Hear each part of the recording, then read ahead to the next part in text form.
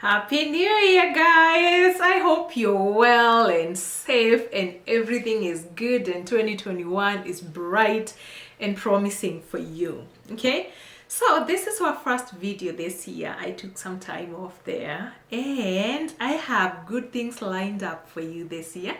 Today's video is about how to become a Canadian citizen. You know, over the last 1 year, a lot of people are sending me emails that were requesting for links on how to apply to become Canadian citizens. And I realized, you know what, I need to give out the right information just so that people know how you come to Canada and, you know, the programs that you may use while immigrating. Okay? Anyway, there's no link. There's no link to apply to come here as a Canadian citizen, and we shall see that. Before we proceed, I just want to say, if you don't know me, my name is Loise. I am a regulated Canadian immigration consultant and I'm based here in Calgary, Alberta, Canada. I do run Milele Immigration Services and I run this channel to give you tips, free information on Canadian immigration. So you may want to go back to this channel. There's lots of videos. And guess what? I have started that channel that I told you about, the channel on Canadian lifestyles, because I want to go beyond immigration. I want to go beyond that visa.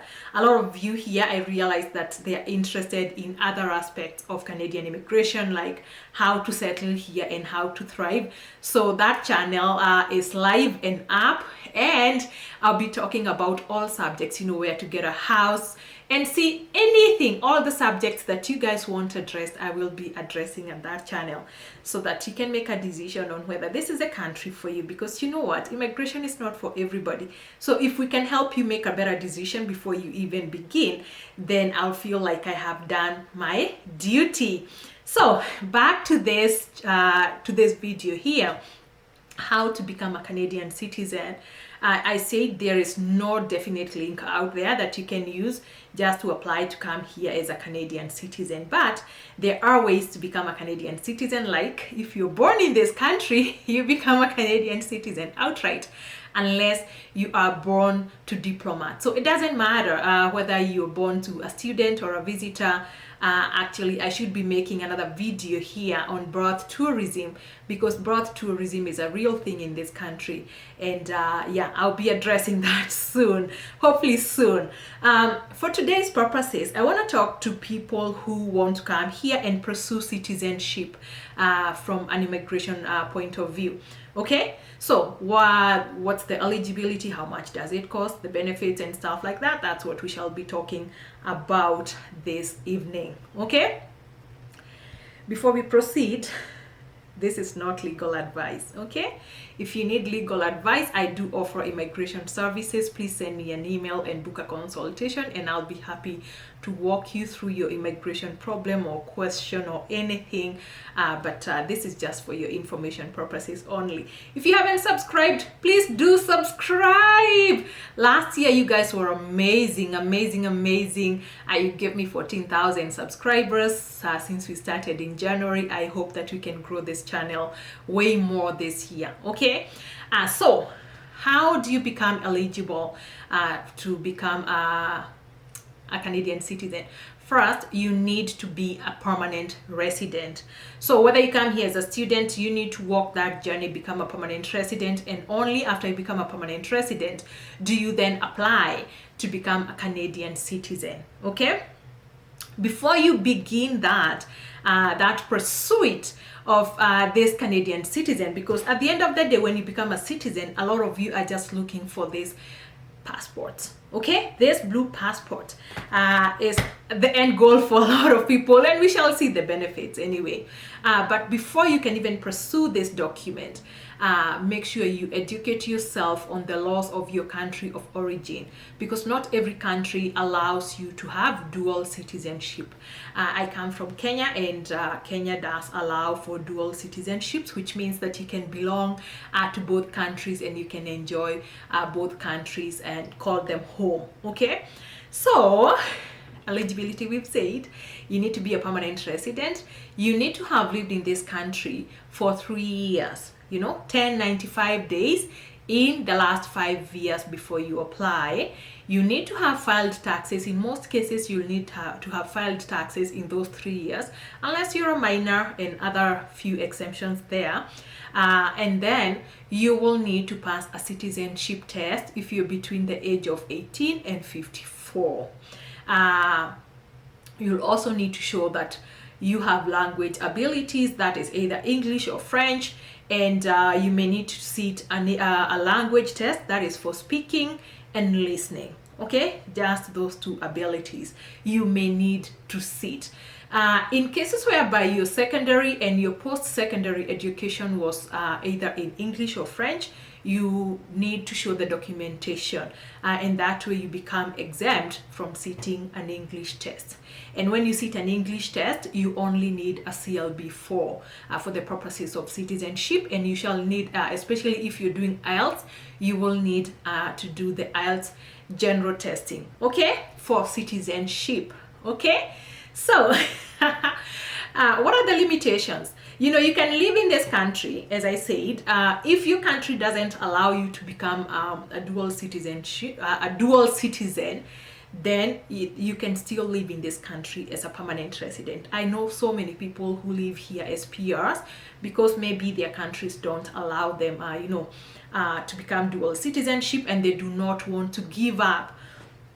They do not want to surrender the citizenships of their countries, because we all love our country. So if there's a way that we can still retain our citizenships and get this kind of a citizenship, then that's a win-win situation. But make sure you're not losing your country's citizenship if that's not your plan.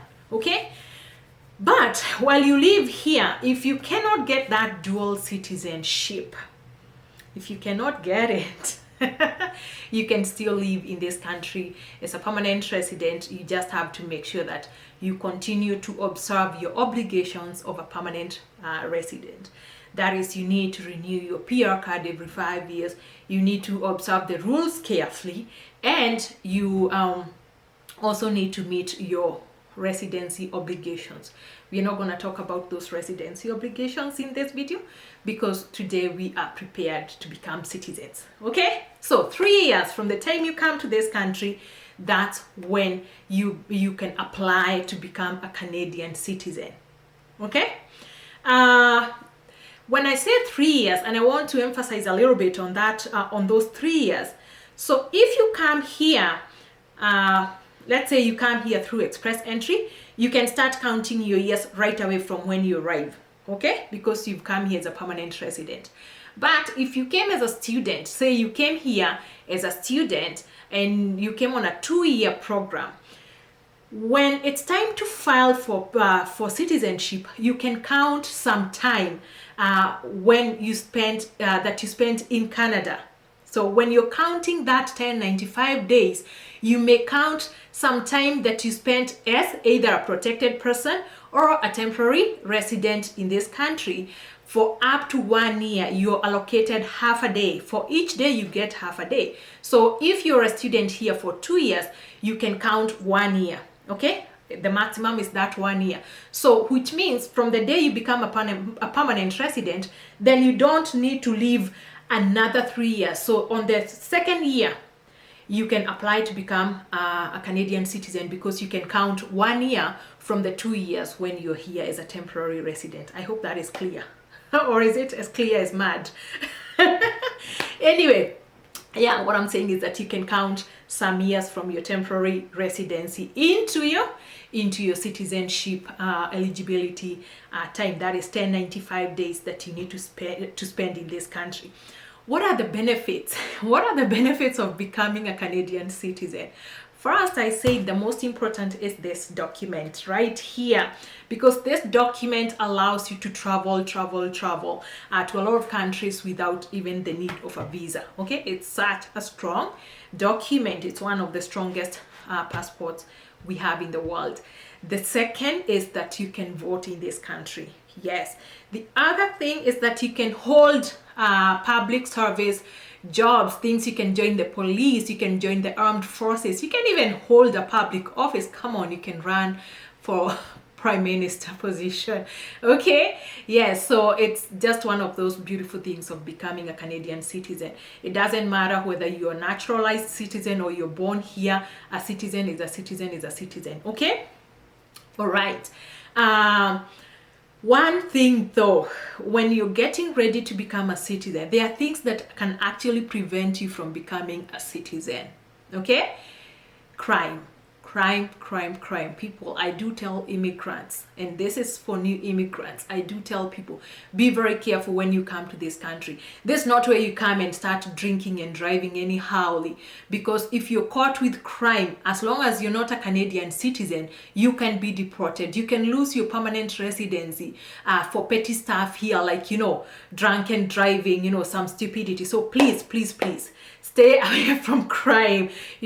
There are other things, like security issues, but crime is one of the biggest challenges that I see with a lot of people. A lot of people lose their permanent residency status. They are unable to become citizens for a long time because they engaged especially in some avoidable crimes. So please, my people, this country, you need to follow the law. And following the law here, if you follow the law here, you're not gonna get into trouble with police or anything. I've never myself had any altercation with the police. I usually tell people I have never been stopped by a cop. I'll be 10 years this year today. I have never been stopped by a cop ever in my life here, and I drive every day. I do stop to talk to cops, say hi and stuff like that. I would even stop to talk to a cop and request, for directions. But I've never been stopped for anything. So as long as you're not breaking the law, you're not gonna have any issues with the police. So those are things you need to avoid because you need to get your citizenship. Okay. All right. I said you can get your dual citizenship and you can enjoy, both worlds. Okay, so check on that.